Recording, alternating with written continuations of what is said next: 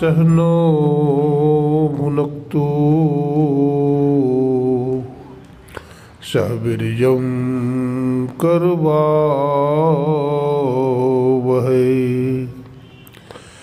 तेजस्विनावधीतमस्तु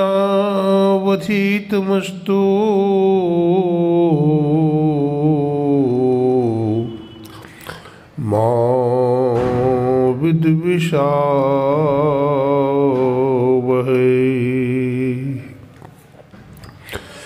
जयति जयति श्री सद्गुरु जोड़ी पानी युगपद धरो चूक से रक्षा कीजिए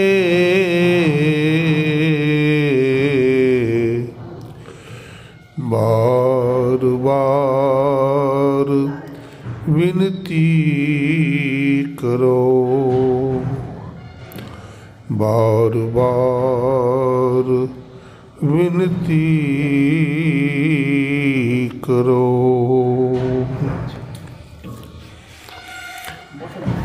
बोलिए प्रेम से श्री सद्गुरु महाराज की, श्री सद्गुरु महाराज की, श्री सद्गुरु महाराज की।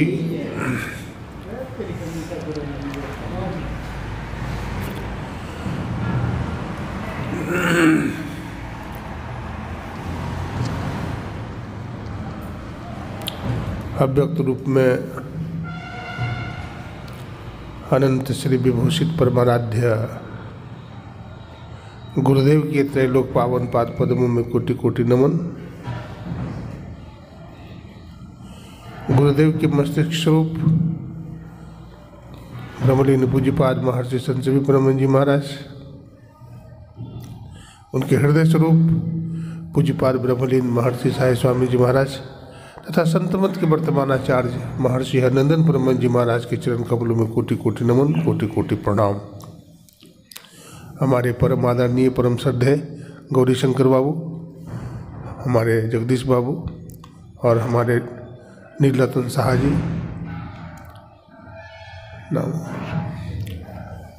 हमारे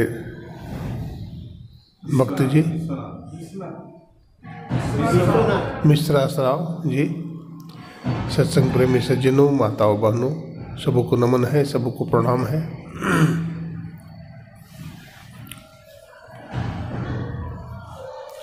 ये संसार एक सागर है। जिस सागर के किनारे पर हम लोग खड़े हैं और सागर में तूफान आता है। सागर बड़ा विशाल है, इसमें ज्वार भाटा, तूफान, तरंग उठते हैं।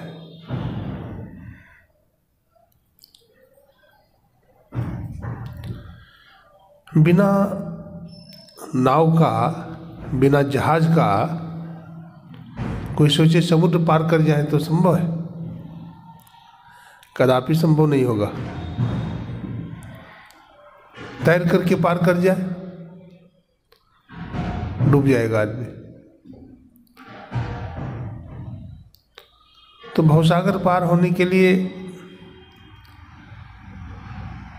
सबसे पहली बात है कि जहाज होना चाहिए, ना होना चाहिए तो कहीं, और चलाने वाला जो चाहिए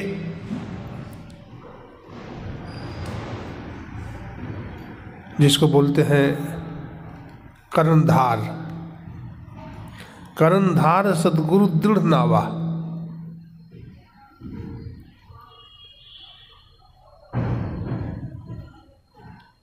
बड़ा ही कुशल कर्णधार चाहिए।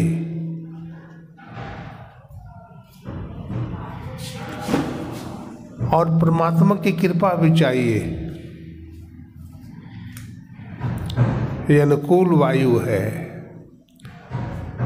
बिना ईश्वर की कृपा के हम लोग सत्संग में नहीं आ सकते। अनुकूल वायु यही है। बिना ईश्वर कृपा के हम सत्संग में नहीं आ सकते। सब लोग सत्संग में नहीं आए हैं। बाधा है, झंझट है, परेशानी है, समय का अभाव है, इन किन प्रकार है ना, किसी प्रकार से भी उस सत्संग में नहीं आ पाते हैं। जिनको अनुकूल वायु मिला हुआ है, सत्संग, अभी सत्संग की महिमा सुन रहे थे आप। वेद भगवान ने कहा मनुष्य को बुद्धि योग करना चाहिए। ओम युञ्जानः प्रथमं मनस्तत्वाय सविता धियम अग्निर्ज्योति निचाय्य पृथिव्या अध्या भरत। वेद भगवान ने बताया कि मनुष्य को बुद्धि योग करना चाहिए। तो बुद्धि योग क्यों करें? सबसे पहले समझना पड़ेगा बुद्धि योग क्या है। तो बुद्धि का योग कीजिए। बोलते हैं कभी कभी हमारी बुद्धि आजकल सही काम नहीं कर रही है,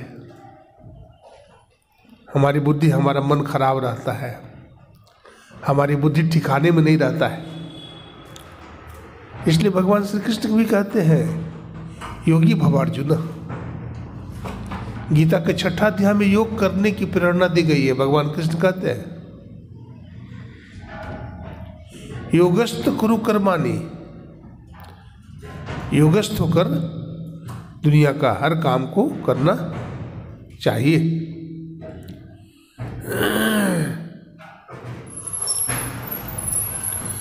तब हमारी बुद्धि ठिकाने में आ जाएगी, तब हमारी बुद्धि ठिकाने में आ जाएगी।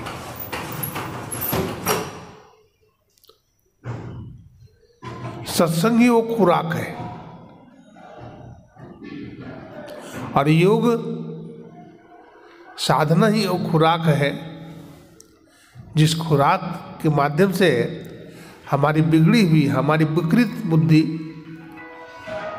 सुचारू रूप से चल सकती है, काम कर सकती है।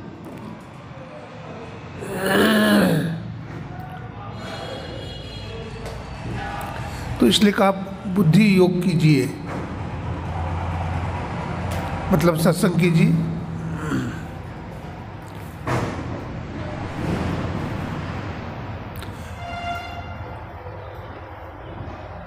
तो सत्संग करने से क्या होगा?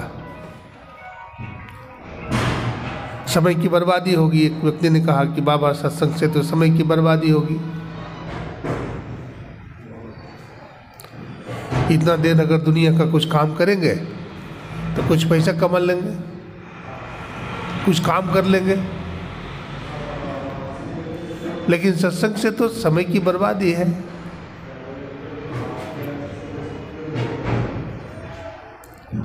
यदि कोई ऐसा कहता है, हमारे गुरु महाराज सत्संग करते थे। एक बार हमारे गुरु महाराज गोड्डा जिला गए हुए थे, तो वहाँ कोई राजेंद्र बाबू करके थे, कोई सत्संगी। तो गुरु महाराज जा रहे थे सत्संग करने के लिए, तो राजेंद्र बाबू मिल गए। तो गुरुदेव ने कहा राजेंद्र बाबू चलिएगा सत्संग करने। तो राजेंद्र बाबू ने कहा गुरुदेव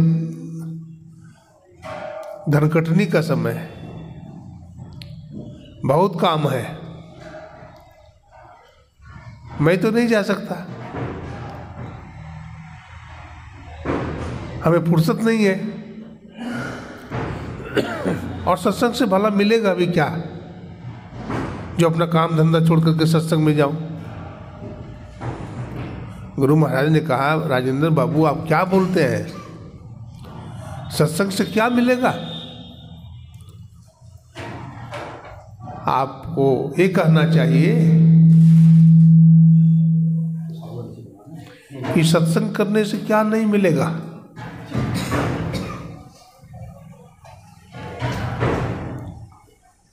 सत्संग करने से क्या नहीं मिलेगा। गुरु महाराज ने कहा,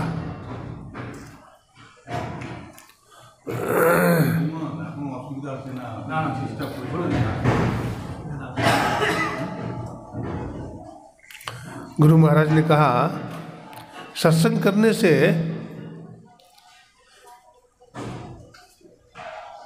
पापात्मा पुण्यात्मा हो जाता है, पुण्यात्मा धर्मात्मा हो जाता है, धर्मात्मा महात्मा हो जाता है और महात्मा परमात्मा हो जाता है। आप कहते हो सत्संग करने से क्या मिलता है?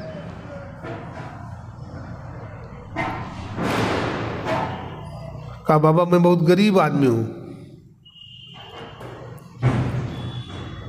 गुरु महाराज ने कहा सब कुछ हो जाएगा सत्संग के माध्यम से, सत्संग के माध्यम से सब कुछ होगा।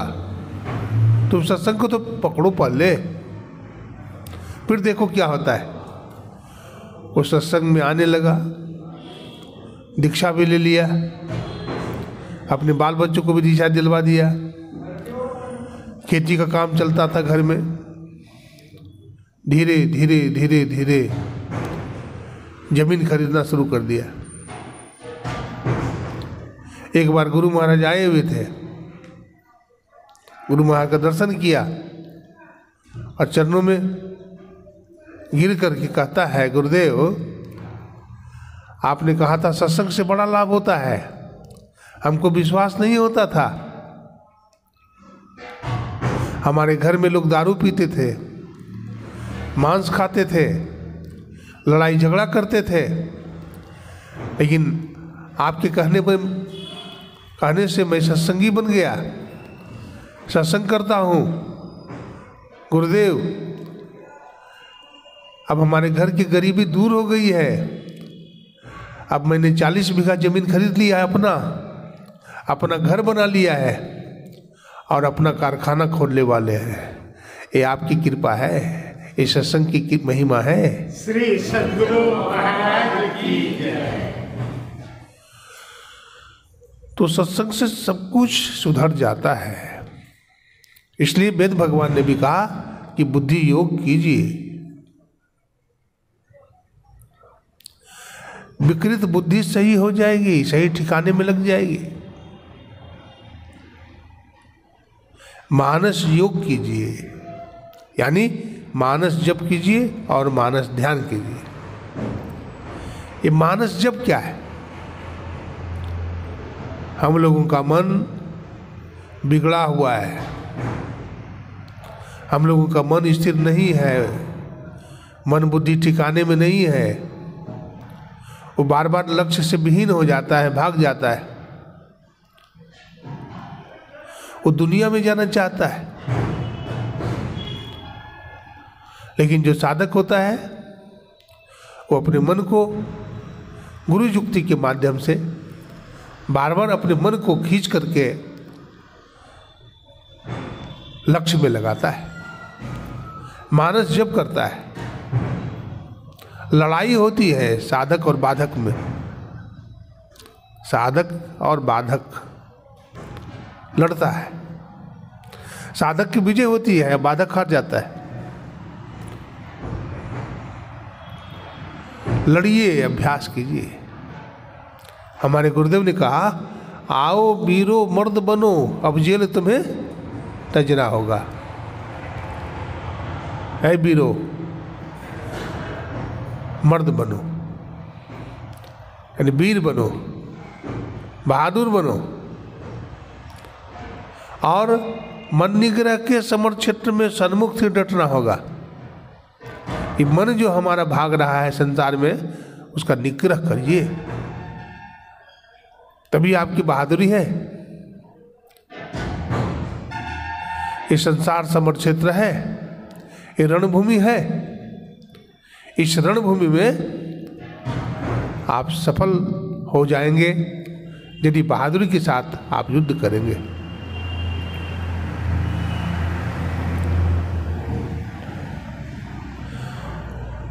समय बहुत कम है,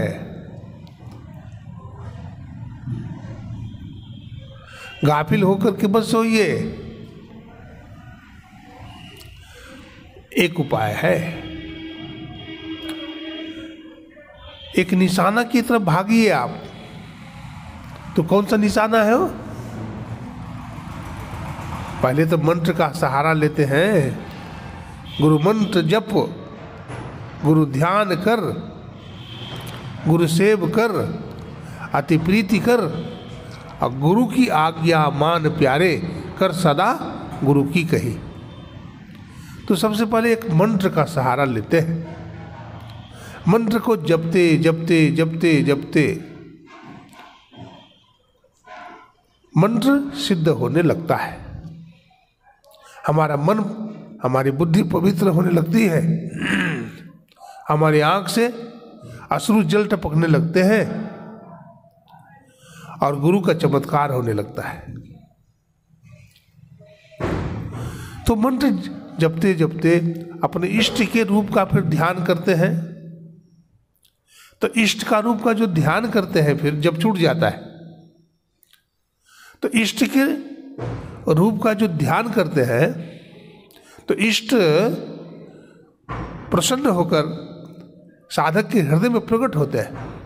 अंग संग हर वक्त रहता, प्रकट हो आता नहीं, अहो रहे हैरान सागिल, जल्द दिखला ताने। नैनों के तारे चश्म रोशन, क्यों नजर आते नहीं। तो अपने इष्ट का ध्यान करने से, मानस ध्यान करने से इष्ट भी प्रकट हो जाते हैं। और इष्ट जब प्रकट होते हैं तो इष्ट कैसे प्रकट होते हैं? प्रकाश लेकर आते हैं। गुरुदेव अपने भक्तों के हृदय में नूरवान, प्रकाशवान होकर प्रकट होते हैं। आप देखते होंगे, कोई आदमी कहेगा कि भाई बाबा बिंदु ध्यान में तो प्रकाश है, दृष्टि योग की साधना में प्रकाश है, मानस ध्यान की साधना में प्रकाश बतला रहे। हाँ है, मानस ध्यान से ही प्रकाश शुरू हो जाता है। बोलो कैसे? जब इष्ट सदगुरु साधक के हृदय में प्रकट हो जाते हैं।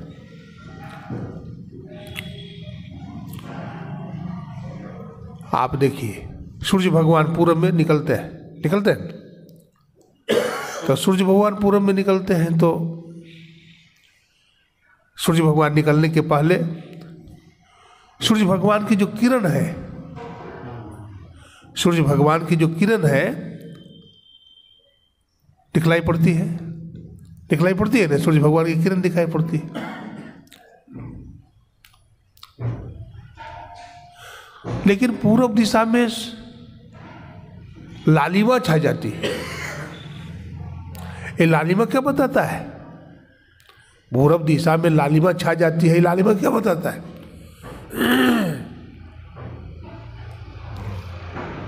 प्रकाश का प्रतीक है लालिमा। तो कहा, जब सदगुरु हृदय में प्रकट होते हैं तो प्रकाश लेकर के आते हैं, नूर लेकर के साथ में आते हैं। इसलिए गुरु नानक साहब कहते हैं, गुरु की मूरत मन महि ध्यान, गुरु के शब्द मंत्र मन मान, गुरु के चरण हृदय ले धारो, और गुरु पार ब्रह्म सदा नमस्कार। गुरु की मूर्ति का ध्यान करें, मन से ही उनका चिंतन करें।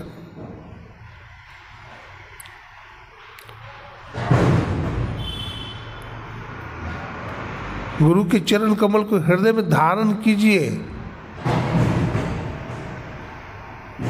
धारण करने से क्या होगा? सदगुरु प्रकट हो जाएंगे,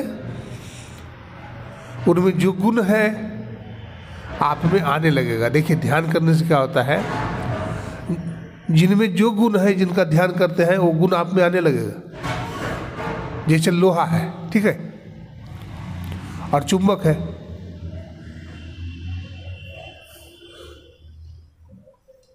तो लोहा को चुंबक से घिसिए,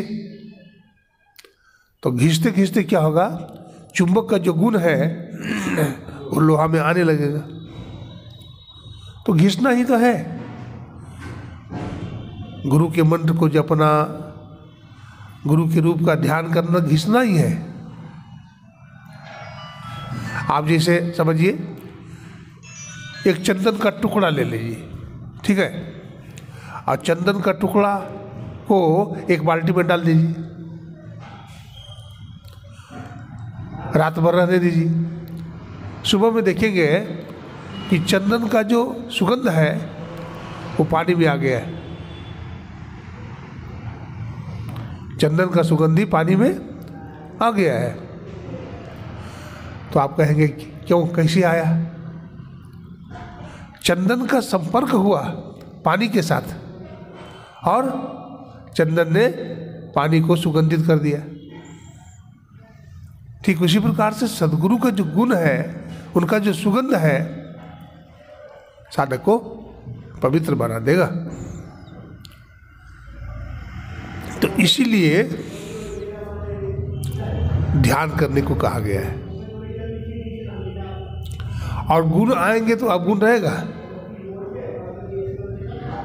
देखिए, प्रकाश आ गया तो अंधकार रहेगा। फिर एक बार अंधकार ने शिकायत किया अपने गुरु से कि देखिए गुरुदेव,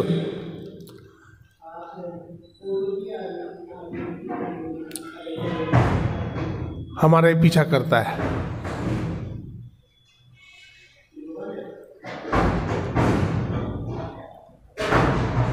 जब भी हम ध्यान करते थे आ जाता है, लेकिन प्रकाश आ जाएगा तो अंधकार रहेगा। बोलिए, प्रकाश अगर आ गया तो अंधकार रहेगा? फिर अंधकार रहेगा नहीं, शिकायत करने की बात ही नहीं। इसलिए वेद भगवान कहते हैं, तमसो माँ ज्योतिर्गमया, असदो माँ सदगमया, अमृत्यो माँ अमृतगमया। कहते हैं मुझे असत से सत की तरफ ले जा, मुझे अंधकार से प्रकाश की तरफ ले जा, मुझे अज्ञान से ज्ञान की दशा में ले जा। तो सबसे पहली बात है, साधक को पवित्र आसनी रखना चाहिए। क्या? पवित्र आसनी बनाना चाहिए। सत्संग में भी जाना चाहिए तो अपनी आसनी लेकर जाना चाहिए, ये पहली बात है। भाई अपना शरीर के लिए इतनी व्यवस्था करते हैं, दवा रखते हैं, दारू रखते हैं, नहीं? सारी व्यवस्था रखते हैं। तो ध्यान साधन करने के लिए तो जीवन का लक्ष्य ही है। अगर सब कुछ आपने किया और ध्यान नहीं किया, सत्संग नहीं किया, इसका मतलब आप लक्ष्य विहीन है। आपको अपने लक्ष्य पर बिल्कुल ध्यान नहीं है। तो अपनी आसनी पवित्र रखिए, अपनी आसनी पर बैठिए और आसन लगाकर ध्यान कीजिए। शरीर, गर्दन, मस्तक को सीधा करके बैठिए, टेढ़ा मेढ़ा मत बैठिए। ये सावधानी। तो सीधा होकर के आप बैठेंगे, आंख बंद रखेंगे, आपके अंदर जो जप करेंगे, ध्यान करेंगे, आप दृष्टि साधन करेंगे। पहले तो अंधेरा आएगा, लेकिन अंधेरे में देखते रहिए आप शून्य आकाश में, गगनाकाश में स्थिर होकर, स्थिर भाव से आप देखते रहिए। तो देखते देखते क्या होगा, दृष्टि की चेतन धार जहां पर मिलेगी वहां भूख से बिंदु का उदय होगा। लेकिन बिंदु पहले पहल श्यामल रूप में आएगा, उस श्यामल बिंदु का दर्शन होगा। यही बिंदु धीरे धीरे धीरे धीरे सफेद हो जाएगा, तेजस बिंदु के रूप में परिणत हो जाएगा। इसको परम बिंदु भी कहा गया है, इसको तेजस बिंदु भी कहा गया है। वही जहाज है। अगर किसी को बिंदु मिल गया तो समझिए जहाज पर बैठ गया। थोड़ी देर के लिए आप हवाई जहाज पर बैठते हैं ना, तो पहले आप जाते हैं एरोड्रम हवाई अड्डा, बस से जाते हैं अथवा मोटर कार से जाते हैं अथवा रिक्शा से जाते हैं अथवा साइकिल से जाते हैं, जैसे भी जाते हैं, पहले हवाई अड्डा आपको जाना पड़ेगा। तो हवाई अड्डा में आप जाते हैं तो फिर जहाज पर बैठते हैं, एरोप्लेन पर। तो जब आप बैठ जाते हैं तो सबसे पहले जो उसका जो पायलट है क्या करता है, रनवे देता है ना, चक्का पर दौड़ाता है, खूब स्पीड में ले जाता है और स्पीड करते करते करते करते एक बार उड़ जाता है धरती छोड़कर। तो उड़ने की जो क्रिया है, आप मानस जप करते हैं, मानस ध्यान करते हैं, ये रनवे दे रहा है ना। पायलट बैठ गया है, रनवे दे रहा है, और रनवे देते देते आप दृष्टि योग करने लगे तो दृष्टि योग की क्रिया उड़ने की क्रिया है। आप ऊपर उठेंगे, आप ऊर्ध्वगमन करेंगे आप, ठीक है ना।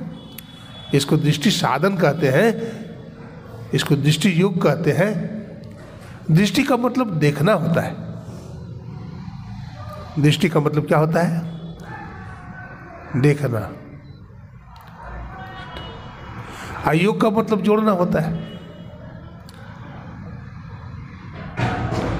तो दृष्टि को मिलाते हैं, कहाँ मिलाते हैं, तो अंदर में मिलाते हैं। अंदर में दृष्टि की जो चेतन धार मिलती है, हाँ, गुरु महाराज कहते अगल बगल कहूँ दृष्टि न डोले, सन्मुख बिंदु पकड़ लागी, सुखवनिया मेमोरी नजर लागी। तो दृष्टि की धार जब अंदर में मिलती है तो वही बिंदु का उदय होता है। और वो बिंदु का जब दर्शन होता है ना, वो बिंदु का दर्शन क्या है जानते हैं, वो भगवान शंकर और माता पार्वती है। बिंदु ध्यान महालिंगम शिव शक्ति निकेतनम देहम शिवालयम प्रोक्तम सिद्धिदम सर्वदेहना। वो क्या है, भगवान शंकर और माता पार्वती है। अथवा विष्णु लक्ष्मी निकेतनम, वो भगवान विष्णु और लक्ष्मी माता जी हैं, उनका दर्शन होता है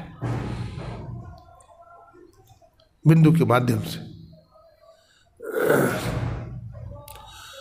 तो वो जीव बड़ा भाग्यशाली है जिनको दर्शन अंदर में होता है। 33 करोड़ देवी देवता का भी दर्शन होता है। कभी भगवान राम दिख जाएंगे, कभी भगवान श्री कृष्ण दिख जाएंगे, कभी शेरे वाली मैया दिख जाएगी, कभी हनुमान जी महाराज दिख जाएंगे, कभी काली मैया दिख जाएगी। वो देवताओं का लोक है। लेकिन अपना ध्यान लक्ष्य की तरफ ही रखना चाहिए। इधर से दिमाग हटा लेंगे, उधर लगा देंगे तो उलझ जाइएगा माया में। इसलिए उधर अपने दिमाग को नहीं ले जाइए। कुछ लोग तांत्रिक विद्या करते हैं, गलत करते हैं, वो तंत्र मंत्र करते हैं, झाड़ फूक वाली। वो कहानी आपकी ध्यान साधना में कटौती हो जाएगी, आप नीचे गिर जाएंगे। वो अघोरी क्रिया है। ये जो क्रिया करता है तांत्रिक लोग, उसका शरीर पवित्र नहीं होता है। वो मांस भी खाता है और शमशान घाट में बहुत गंदा रहता है, वो गंदा रूप में रहता है। भूत आदि की सिद्धि करने वाला बहुत गंदा रहता है, आपके घर को भी अपवित्र कर देगा वो, आपको देखने में लगेगा लेकिन आपके घर को भी अपवित्र कर डालेगा वो। इसलिए जो सहज साधना संतों की है, जो संतों ने बताया है, उसी का अनुपालन करना चाहिए। साधो सहज समाधि भली, कबीर साहब कहते हैं। आंख न मूंधो, कान न रूंधो, तनिक कष्ट नहीं दावो।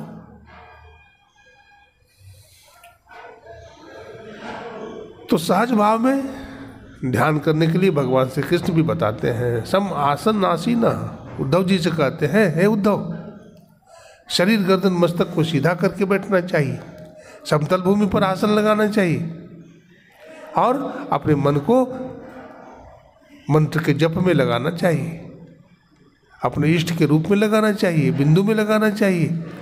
नासाग्र ध्यान भगवान कृष्ण कहते हैं।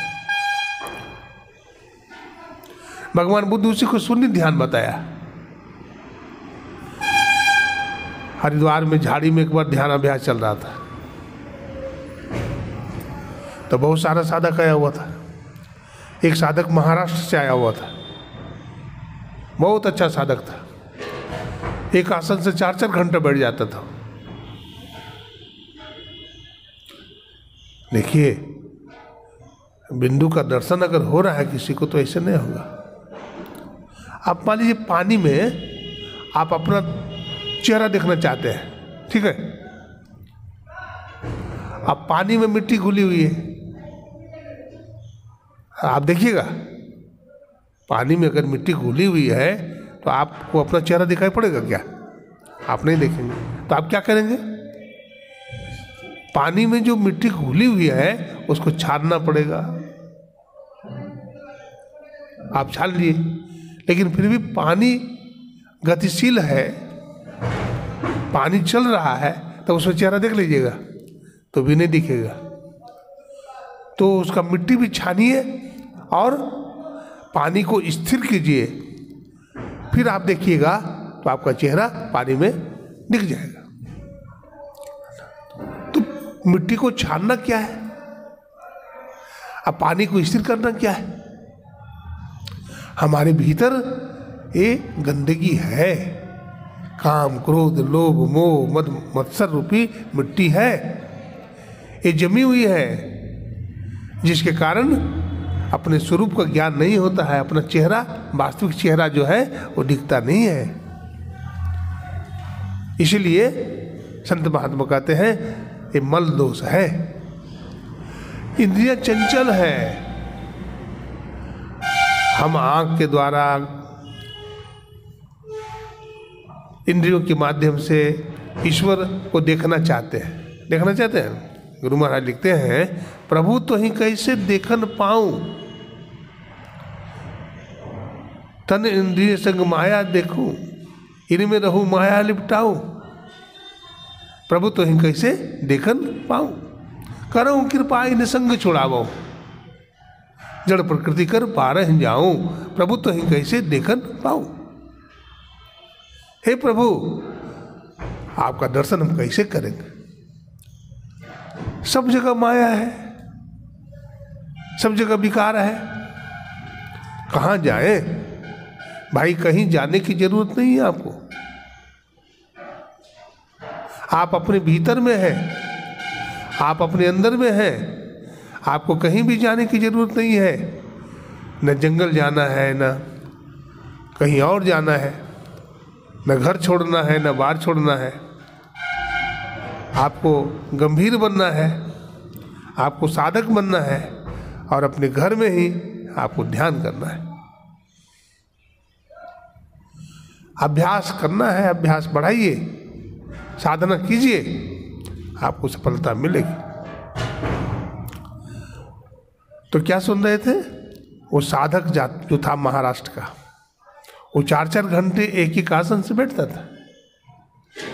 ध्यान अभ्यास में जो घंटी लगती थी तो उठता नहीं था, वो बैठा ही रह जाता था। सब लोग उठ गए, घंटी लग गई, घड़ी घंटा बज गया, सब लोग उठ जाते थे, लेकिन वो साधक बैठा ही रहता था। एक दिन की बात है, झाड़ी में ध्यान साधना चल रही थी, तो वॉलंटियर जो होते हैं देखरेख करते हैं। देखते हैं ध्यान में किसी आदमी को आलस आता है, किसी को निद्रा आती है, झुक जाता है, तो उसको सचेत करता है, भाई ठीक से बैठो, कमर सीधा करो, आलस मत करो, तो उसको सावधान करता है। अब क्या होता है, गुरु की कृपा हो जाती है। देखिए, जो ध्यान अभ्यास करता है उस पर गुरु की कृपा हो जाती है। इसलिए कहा गया है कि ध्यानाभ्यासी को गर्दन झुका करके गुरु के भरोसे बैठा रहना चाहिए, गुरुदेव पर पूरा भरोसा रखना चाहिए, और जैसे ध्यान साधना बताया गया है उस तरह से ध्यान साधना करना चाहिए। तो साधक बैठा रहा। शाम का समय था, वॉलंटियर लोग इधर उधर लोगों को सचेत कर रहे थे। अब क्या होता है,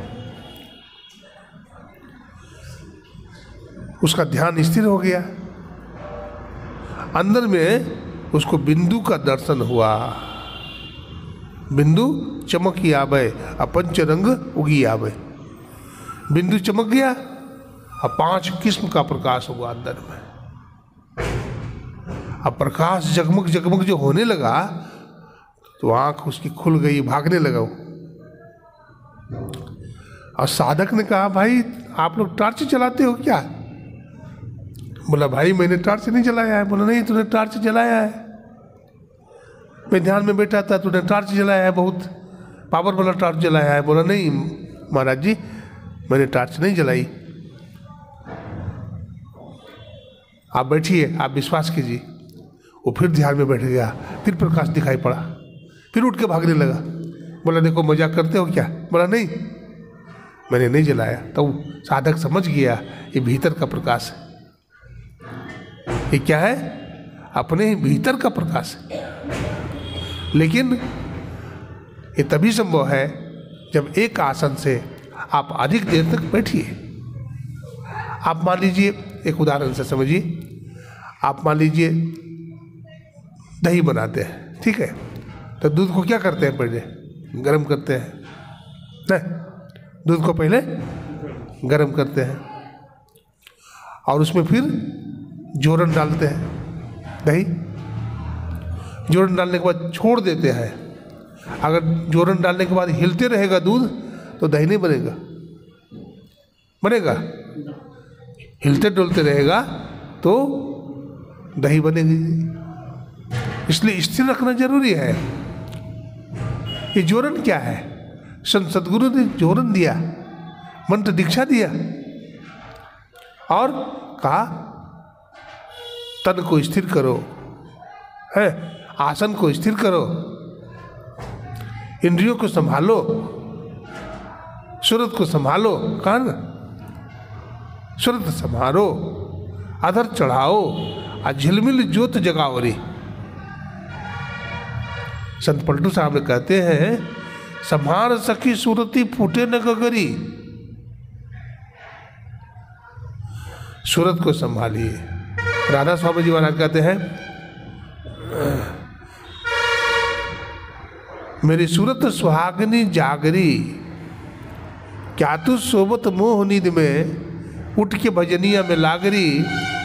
मेरी सूरत सुहागनी जागरी। सूरत कहते ख्याल को, है ना? सूरत को कहते हैं ख्याल को। मेरी सूरत जाग जाओ, जन्म जन्मांतर से सोई हुई हो, जागो। मेरी सूरत अब जाग जाओ। अब सोने का समय नहीं रहा, बहुत समय तक सो गई आप।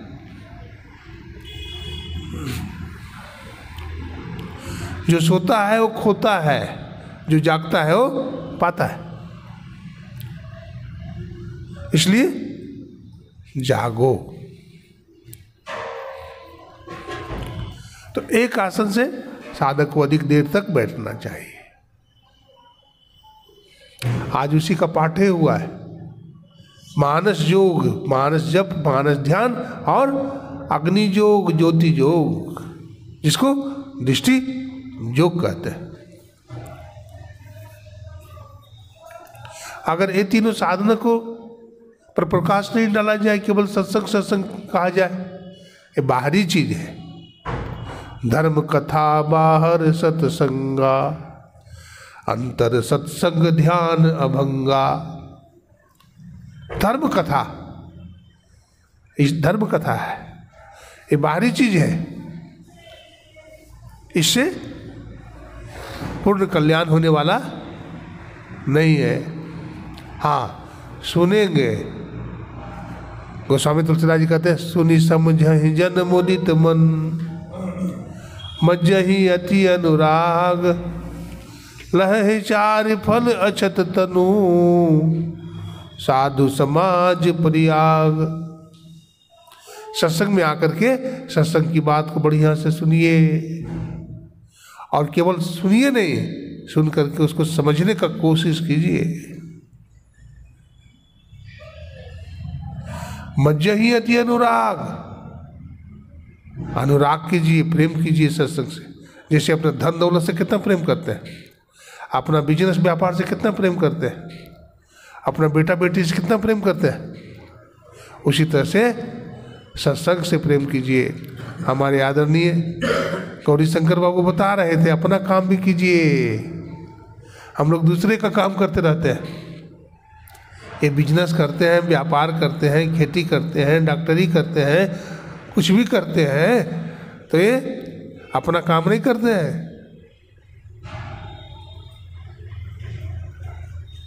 अपना काम यही सत्संग करना और ध्यान भजन करना अपना काम है। अगर इसको नहीं करते हैं आप, सब काम करने के लिए समय है, सत्संग ध्यान करने के लिए बोलते समय नहीं। यमराज डंडा मारेगा, बहुत बहुत मार मारेगा, वो किसी को छोड़ता नहीं है।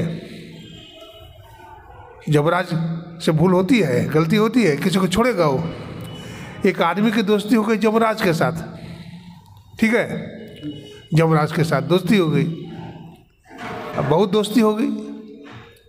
तो एक दिन वो साधक ने कहा कि भाई देखो, तुमसे हमारी दोस्ती हो गई, ये बात पक्की है कि नहीं? यमराज ने कहा हाँ जी पक्की बात है, तो हमारे दोस्त हो गए। तो एक काम करना। बोला क्या? बोला देखो, तुम तो सबको ले जाते हो, तो सबको चाहे ले जाना, लेकिन हमको मत ले जाना। कहा देखो, छोड़ेंगे तुमको भी नहीं, हम अपने बाप को भी नहीं छोड़ते हैं, तो तुमको क्या छोड़ेंगे? हम किसी को छोड़ते नहीं है, तुमको भी ले जाएंगे घसीट के। बहुत तरह की गलती हम भी करते हैं, लेकिन ये गलती हमसे नहीं होती है, हम छोड़ेंगे किसी को नहीं, हम सबको घसीट के ले जाएंगे। हम किसी को नहीं छोड़ते हैं, लेकिन छोड़ना भी पड़ जाता है। एक बुढ़िया माई दीक्षा ले ली, ठीक है, गुरु महाराज से। गुरु महाराज से दीक्षा ले ली। बेटा ने कहा, बहू ने कहा कि देखो माता जी 80 साल की हो गई, कब दीक्षा लोगी आप? संस्कार नहीं था। अरे अब तो ले लो, कब्र में पैर लटक रहा है, अब तो दीक्षा ले लो। तो देखिए, बेटा बहू भजन करता था, प्रभाव पड़ गया। भजन करने वाला सदाचारी आदमी का प्रभाव पड़ता है। देखिए, भगवान श्री राम ने बाली को मारा। अब बाली को जब मार दिया तो तारा रोने लगी, उनकी धर्मपत्नी भगवान राम के सामने बिलक बिलक के रोने लगी। तो भगवान राम ने समझाया। क्या समझाया? चिति जल पावक गगन समीरा, पंच रचित इन अधम शरीरा। मानव का शरीर पृथ्वी जल अग्नि वायु आकाश से बना हुआ है और उसी में मिल जाता है। तो क्या इतना कह देने से आम आदमी किसी को कह देगा, किसी का पति को मार देगा वो, और इतना बात कह देगा तो मान जाएगी वो? नहीं, नहीं मानेगा, ये ज्ञान नहीं चलेगा। अरे भगवान राम कोई साधारण आदमी नहीं थे। भगवान राम ने उसके अंदर में घुस करके कहा, उसके मन को बुद्धि को झकझोर करके कहा। जो दर्पण में काई लगा हुआ तो उसको साफ करके कहा। यही बात है संत की। संत भोले भाले सीधे साधे देखने में लगते हैं, लेकिन हमारे हृदय में घुस जाते हैं। और घूस करके सब देख लेते हैं। वो बड़े दयालु होते हैं और वो हम पर बड़ी कृपा कर देते हैं।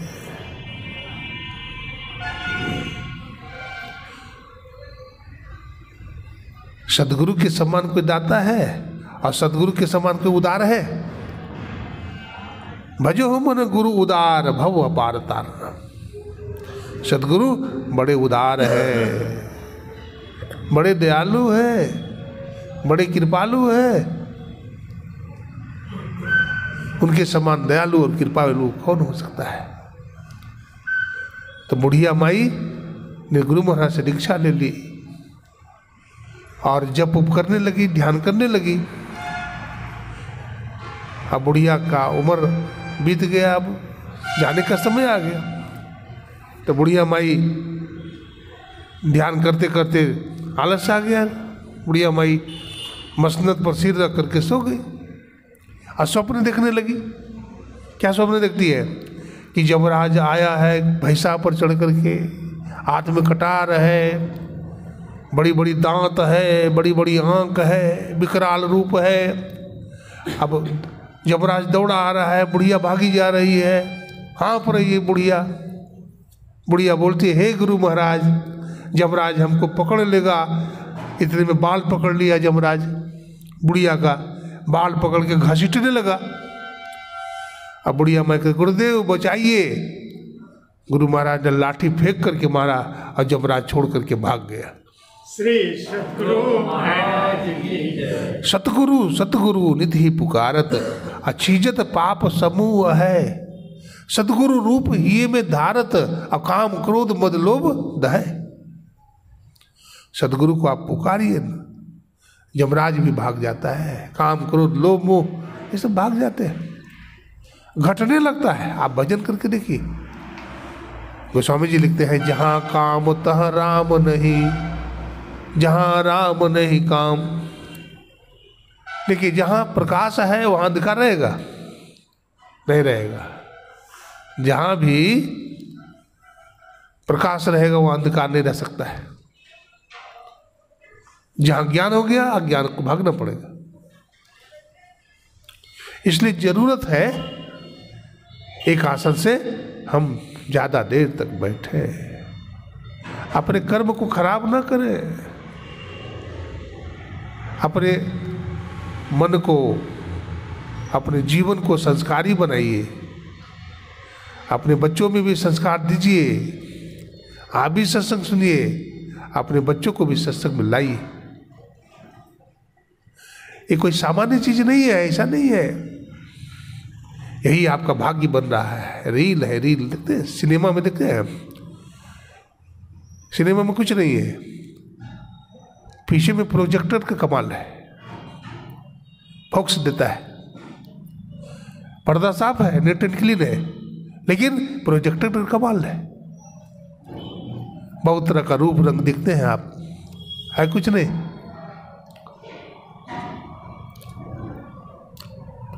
ये सारा रील हमारा मन है। ये दुनिया संसार हमारा मन बना रहा है। इसलिए वेद भगवान ने कहा, मन एव मनुष्य नाम कारणम बंध मोक्षयो। मन ही बंधन का कारण है और मन ही मुक्ति का कारण है। यही मन हमें संसार में घसीट के ले जाता है और यही मन ईश्वर से मिला देता है। यह मन में जाली में जोड़ रहे बरजय नहीं माने। ये मन बड़ा बलवान है। तभी तो बुद्धि योग करते हैं न, तभी तो बुद्धि योग करते हैं। ये सत्संग सुन करके आप लोग अपने खजाना को भर करके जाते हैं यहाँ से।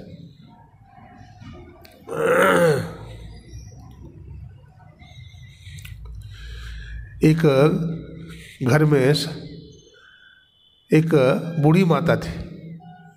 वो सत्संग सुनने के लिए गई। तो सत्संग सुनने के लिए गई बूढ़ी माता, तो महात्मा जी सत्संग कर रहे थे। तो महात्मा जी सत्संग में बोल रहे थे, दिल्ली में कुतुब मीनार है। क्या बोल रहे थे? दिल्ली में कुतुब मीनार है। लेकिन बुढ़िया माता क्या सुन ली? दिल्ली में कुत्ता बीमार हो गया है। क्या सुन ली? दिल्ली में कुत्ता बीमार हो गया है, तो घर चली गई सत्संग सुन करके। अब बुढ़िया का मन भी नहीं लगता था, झुपटी थी, आलस आता था, और जो सुनी भी उल्टा पुल्टा सुन ली। बुद्धि योग की बात कर रहे हैं। वेद भगवान कहते हैं बुद्धि योग कीजिए, अग्नि योग कीजिए। तो बुद्धि योग ही ठीक से नहीं कर रही है, सुनना कुछ है, सुन रही कुछ, कान खराब है। इसलिए कान का मशीन आया है ना।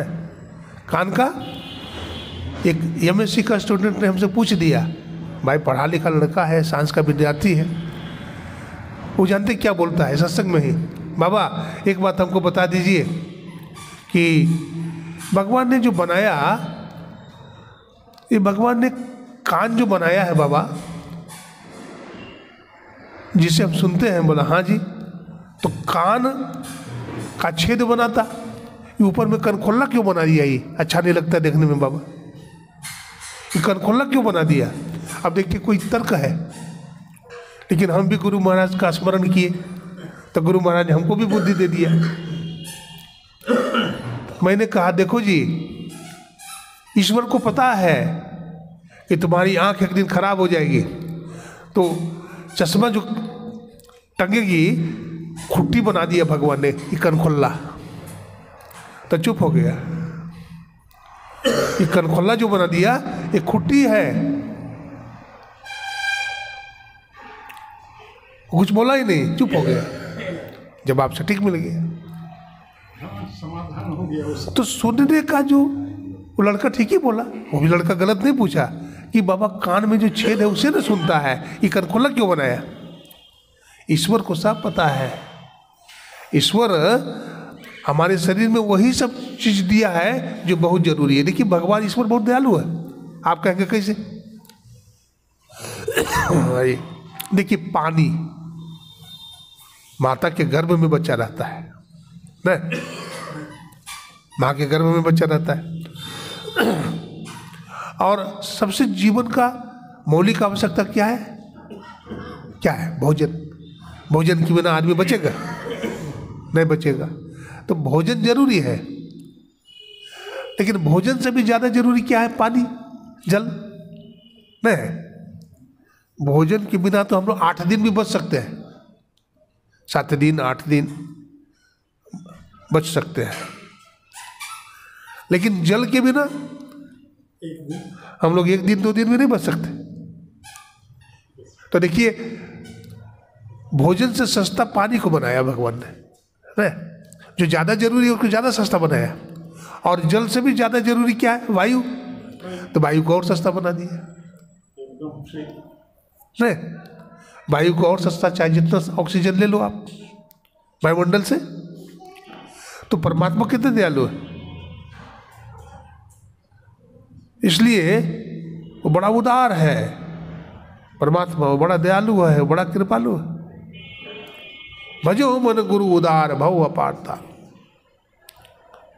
दीन दयाल बिरद संभारी, हरहु नाथ मम संकट मारी। तो साधन भजन कीजिए, साधन भजन कीजिए। एक आसन से ज्यादा देर तक बैठिए, सत्संग में आइए, सत्संग की बात को सुनिए, आपको बहुत शांति मिलेगी। देखिए ध्यान करने वाला आदमी ध्यान भजन करके लेट जाएगा ना तो उड़ता है आकाश में, वो आदमी उड़ता है। वो आदमी किस लोक में रहता है कहना मुश्किल है। हाँ, वो कहेगा तो वो आदमी लेटा हुआ है। संत लोग, गुरु महाराज जब लेटते थे, जानते किस लोक में रहते थे? जो साधन भजन में आगे बढ़ गया वो शरीर में रहता है क्या? वो शरीर में नहीं रहता है, उसको वैराग्य हो जाता है दुनिया से। हाँ, आप बढ़िया से ध्यान भजन कीजिए, ज़्यादा नहीं, 1 साल बढ़िया से ध्यान भजन कीजिए, आपको दुनिया फीका पड़ जाएगा, आपको घर परिवार अच्छा नहीं लगेगा। सत्य का संग करते करते असत्य का त्याग हो जाएगा। क्या समझे? सत्य, हम लोग असत्य की चर्चा ज़्यादा सुनते हैं और सत्य की परवाह नहीं करते, इसलिए असत्य ही हम पर हावी हो गया है। आप अधिक सत्संग करिए, आप अधिक ध्यान करिए, आप अच्छे लोगों का संग करिए, सत्य आप पर हावी हो जाएगा और सारा असत्य को भागना पड़ेगा। जैसे प्रकाश के आते ही अंधकार को भागना पड़ता है। प्रकाश को हल्ला नहीं करना पड़ता है, तुम भागो, अपने आप भाग जाएगा, वो रहेगा ही नहीं। तो इसी के लिए साधन करना चाहिए। समय हो गया है न, मुखे भजन न होत गोपाला, आ ले लो अपनी कंठी माला। तो आज इतना ही सुनाया। हमारे आदरणीय श्री उत्तम बाबू और उनके बड़े भैया जगदीश बाबू और जगदीश भैया के भी बड़े भाई हमारे स्वर्गवासी श्रद्धेय श्री अशोक बाबू के सुपुत्र श्री संदीप सोमेन जी भी आए हुए हैं और इनके बड़े भैया श्री, क्या नाम है बड़े भैया का? सोमेन जी। हाँ, हमारे गौरी शंकर बाबू, हमारे आदरणीय विमल भगत जी सब आए हुए हैं।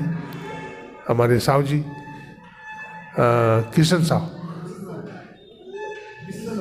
मिशन साहु, विश्वनाथ बोलिए ना, विश्वनाथ साहु जी, हाँ, ये भी आए हुए हैं। और अपराह्न के सत्संग में आप लोग अधिक संख्या में आइए और सत्संग से लाभ उठाइए। बोलिए प्रेम से श्री सद्गुरु हमारे